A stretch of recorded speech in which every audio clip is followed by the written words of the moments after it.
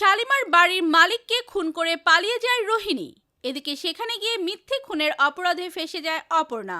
হ্যাঁ বন্ধুরা, আমরা এমনটা দেখতে পাবো চিরদিন তুমি যে আমার ধারাবাহিকের আগামী পর্বগুলোতে। বিস্তারিত জানতে ভিডিওতে লাইক দিয়ে শেষ পর্যন্ত দেখতে থাকুন। শালিমার বাড়ির মালিককে খুন করে পালিয়ে যায় রোহিণী। এদিকে সেখানে গিয়ে মিথ্যে খুনের অপরাধে ফেঁসে যায় অপর্ণা। ঘটনাচক্রে অপর্ণাকে ধরে নিয়ে যায় পুলিশ। এরপর অপর্ণাকে থানা থেকে ছাড়াতে যায় আর্য। থানায় গিয়ে অপর্ণার নাম ধরে ডাকে আর্য। তখন আর্য স্যারকে দেখে উচ্ছ্বসিত হয়ে ওঠে অপর্ণা। এরপর পুলিশ আর্যকে বলে, বিনা পারমিশনে আপনি এখানে দেখা করতে পারবেন না। তখন আর্য বলে, আমি আমার স্ত্রীকে বেল করানোর জন্য এসেছি। এরপর পুলিশ বলে, এই অপরাধ জামিন অযোগ্য। সব সাক্ষী প্রমাণ অপর্ণা সিংহ রায়ের বিপক্ষে।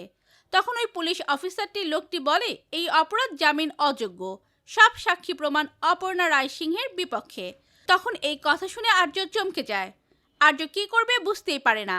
আর এই সুযোগটাই নেবে হয়তো আর্য ও অপর্ণার নতুন শত্রু। তো বন্ধুরা, আর্য কি পারবে এই ষড়যন্ত্র থেকে অপর্ণাকে মুক্ত করতে? তোমাদের কি মতামত লিখে জানিয়ে দাও কমেন্ট করে। পরবর্তী আপডেট সবার আগে পেতে সাবস্ক্রাইব করুন আমাদের চ্যানেলটি।